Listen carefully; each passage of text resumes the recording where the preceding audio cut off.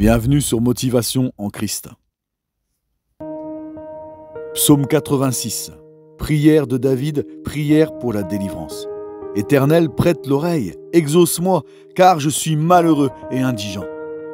Garde mon âme, car je suis pieux. Mon Dieu, sauve ton serviteur qui se confie en toi. Aie pitié de moi, Seigneur, car je crie à toi tout le jour. Réjouis l'âme de ton serviteur, car à toi, Seigneur, j'élève mon âme. Tu es bon, Seigneur, tu pardonnes, tu es plein d'amour pour tous ceux qui t'invoquent. Éternel, prête l'oreille à ma prière. Sois attentif à la voix de mes supplications. Je t'invoque au jour de ma détresse, car tu m'exauces.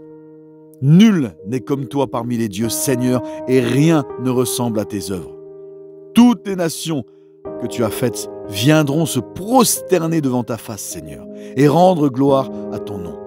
Car tu es grand et tu opères des prodiges. Toi seul tu es Dieu. Enseigne-moi tes voies éternelles. Je marcherai dans ta fidélité. Dispose mon cœur à la crainte de ton nom. Et au verset 15, « Mais toi, Seigneur, tu es un Dieu miséricordieux, compatissant, lent à la colère, riche en bonté et en fidélité. Tourne vers moi les regards et aie pitié de moi. Donne la force à ton serviteur et sauve le fils de ta servante. Opère un signe en ma faveur. Que mes ennemis le voient et soient confus.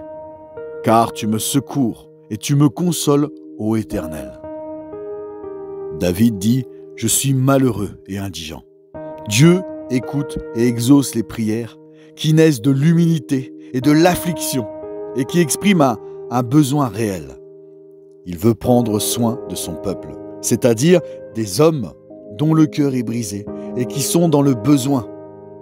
Dieu t'écoute, Dieu t'entend, et comme David, tu ne dois pas en douter. David le confesse, oui, je suis malheureux et indigent. Mais il demande à Dieu, réjouis l'âme de ton serviteur, car toi seul, Seigneur, tu es Dieu, et à toi j'élève mon âme. Et là il le confesse, tu es bon, Seigneur, tu pardonnes, et dit, tu es plein d'amour pour tous ceux qui t'invoquent. Toi qui invoques le Seigneur, rappelle-toi, Dieu est plein d'amour pour tous ceux qui l'invoquent. Dieu est plein d'amour pour toi. Ensuite, David dit au verset 11, « Enseigne-moi tes voies, au sein des difficultés. » David demande humblement à Dieu de lui enseigner ses voies et sa vérité, afin qu'il puisse craindre son nom de tout son cœur. Alors, lorsque nous traversons des épreuves, nous devons crier à Dieu pour qu'il nous donne la sagesse de marcher dans ses voies et qu'il nous donne un cœur qui le craigne vraiment et qui prenne plaisir à la connaissance de sa vérité.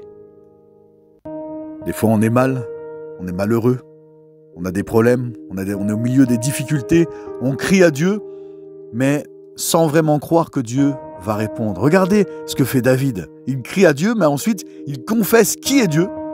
Au verset 15, « Mais toi, Seigneur, tu es un Dieu miséricordieux, compatissant, lent à la colère, riche en bonté et en fidélité. » Il confesse qui est Dieu.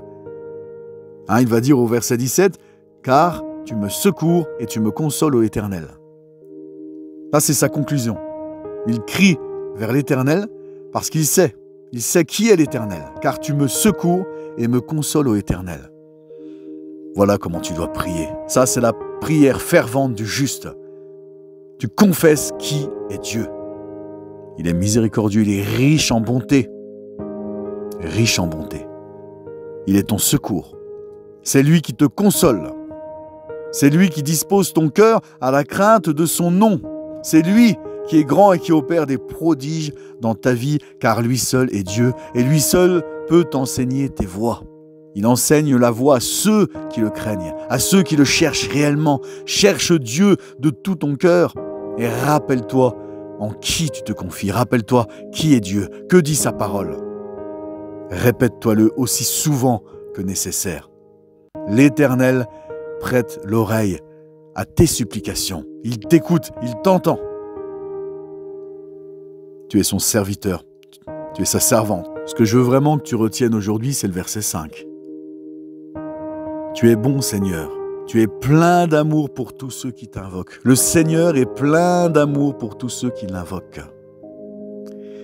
1 Corinthiens 6 au verset 17 nous dit « Celui qui s'attache au Seigneur est un seul esprit avec lui. » Quand tu t'attaches vraiment de tout ton cœur au Seigneur, tu es un seul esprit avec lui.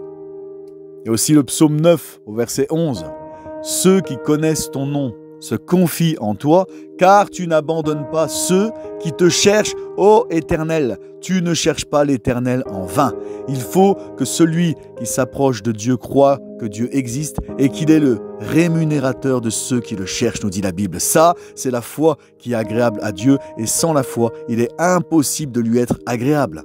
Il faut que celui qui s'approche de Dieu croit que Dieu existe et qu'il est le rémunérateur de ceux qui le cherchent.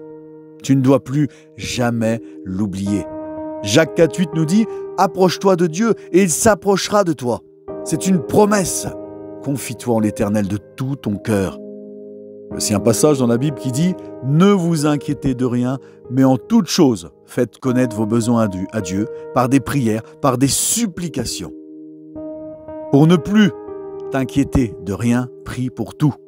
Oui, pour ne plus t'inquiéter de rien, prie pour tout. La Bible déclare « Déchargez-vous sur lui de tous vos soucis, car lui seul prend soin de vous. » Tous vos soucis, tous. Petits, grands, dans le moindre détail. Confie-toi en Dieu. Reconnais Dieu dans toutes tes voies. Ça, c'est écrit dans Proverbes. Reconnais Dieu dans toutes tes voies et il aplanira tes sentiers. Reconnais-le dans toutes tes voies. Tout cela est le secret d'une vie triomphante en Dieu. Sois béni mon frère et sois béni ma sœur.